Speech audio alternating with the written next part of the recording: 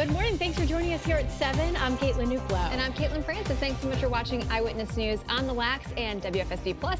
Lots to talk about here this morning as you're waking up for your Monday. It's December 8th, including just how chilly those temps are as you're walking out the door. These looks can be pretty deceiving out there. It looks beautiful, but it does not feel like it. Sun glare representing a little bit of a problem on the roads this morning, along with those cold temperatures. The temperatures, they're not making headlines this morning. They're pretty close to where they should be. 27, typical overnight low. Torrington looking good. First alert live radar dry. Satellite and radar, we had a little snow coating of snow, a little sugar coating of snow overnight in parts of central Connecticut, but not a big deal. The checklist, you need your heavy winter coat, you need your hat, you need your gloves. It's cold out there. And take a look at Futurecast in terms of the feels like temperatures today. This is noon. It's going to feel like 6, 8, 11, 9, 13, 15. Really cold.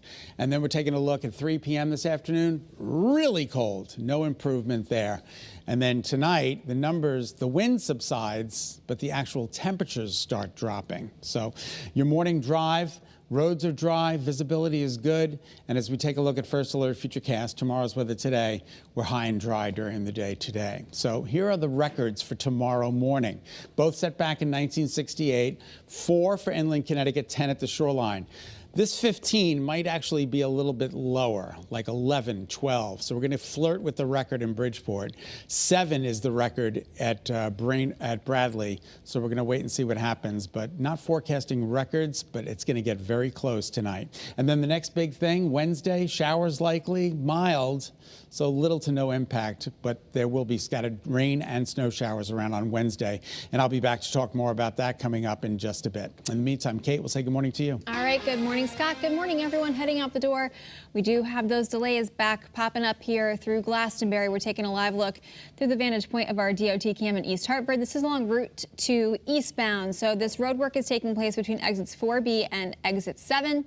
The right lane there is closed, so that's why we're seeing some backups through this stretch. Also, you can see that camera kind of shaking around a little bit. It is breezy out there.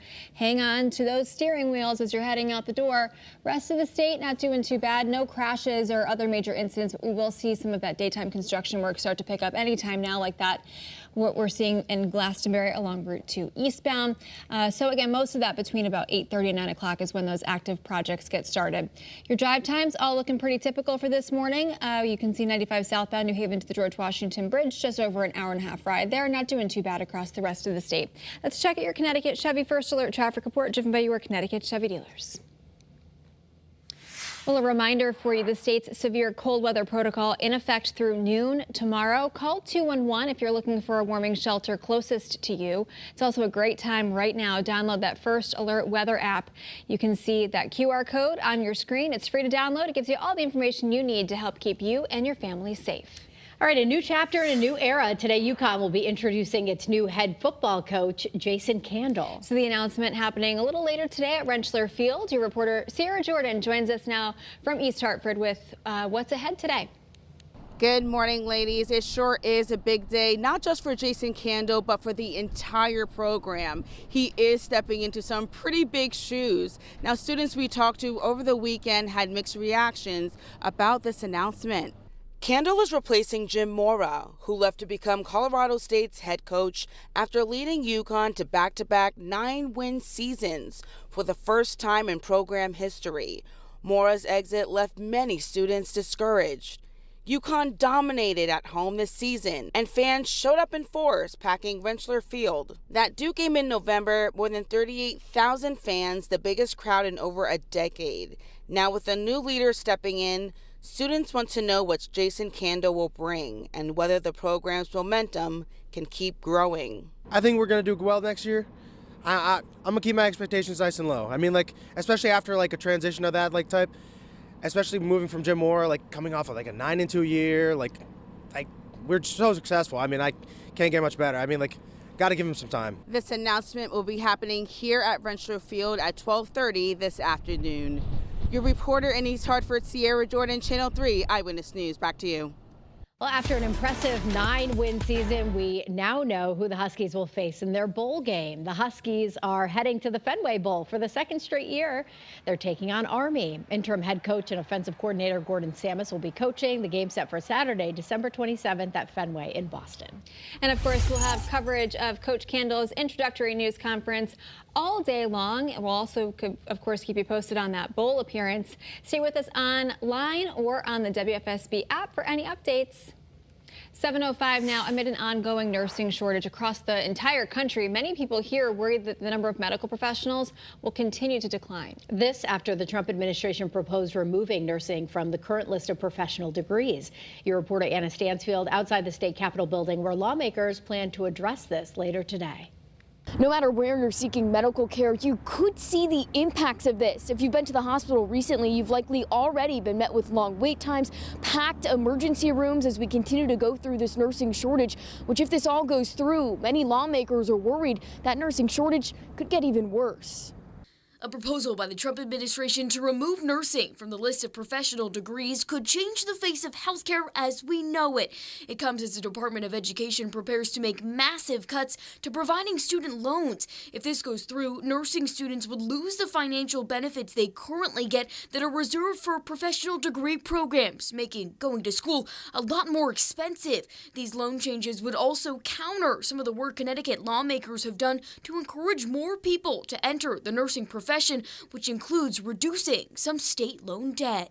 Since this proposal was announced, it sparked an outcry across our state. Here at the Capitol building at noon, Senator Richard Blumenthal plans to join with Connecticut nurses to talk about what the impacts of this all could be on our state. I'm your reporter in Hartford, Anna Stansfield, Channel 3 Eyewitness News. Well, this morning we're working to learn more about an hours-long police standoff at the Forest Park apartment complex. Police responded to a domestic dispute about 8 o'clock Saturday morning. We're told the suspect barricaded themselves inside the building before walking onto the roof and then eventually turning himself in. The building was evacuated just as a precaution here. Neighbors tell us it was pretty shocking, but they're glad that no one was hurt.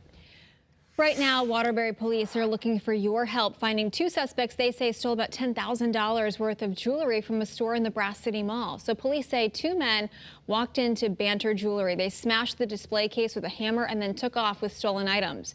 If you've got any information, give police a call. Well, right now, a man is being treated for serious injuries to his face after police say he was assaulted yesterday. Happened about 5:30 on Broad Street. Pinpoint News Tracker takes you to the scene. No word on any arrests. If you have any information, call police. In New Haven, we're still working to find out more information about the condition of a bicyclist who police say was seriously hurt after being run over by a car. Take a look. Pinpoint News Tracker showing us the scene near Union and State Streets. Police say the bike rider was in the middle of the road and traveling the wrong way. The driver of the vehicle stayed on scene and is cooperating with police this morning. Well, new this morning, investigators still trying to figure out what caused a train to catch on fire in New Haven Saturday night. Take a look at the video here. You can see those flames shooting out. We're told the fire started in the engine. They were able to put it out before it spread, and we're told that no one was hurt.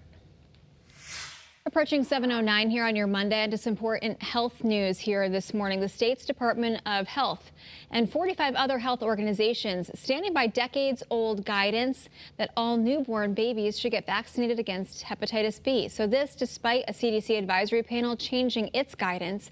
The panel says parents can wait up to 2 months unless the mother has tested positive or has not been tested at all. Well, this morning, a new light is now shining on the old Saybrook break wall to try to make that area a little bit safer for boaters. A solar-powered spindle was installed by the nonprofit Light the Way. The organization advocates for water safety as a way to honor 3 men who were killed in a boat crash last September. The victims' families hope that the light will help protect boaters in the future. We cannot bring them back, but we can make sure that their names were forever linked, not just for tragedy, but for change. So the organization also has the state's first water safety community outreach dog, which will go to schools to promote wearing life jackets. Today is a big day for some high school football teams here in Connecticut. The state semifinals will be played tonight. 24 teams across the 6 different classes, all competing for a chance to go to the state championships set for Saturday. Well, Channel 3 is your home for the Huskies, and the men's basketball team is in action, a revenge game between the current and former national champions as the number 5 Huskies take on number 15 Florida tomorrow night at Madison Square Garden. All right, so you'll remember this very well. The Gators beat UConn in March Madness last season, ending the team's hopes for a three-peat. The Huskies have taken down 2 ranked opponents in their last 3 games. They now look to improve their winning streak to 5. That game tips off at 9 o'clock.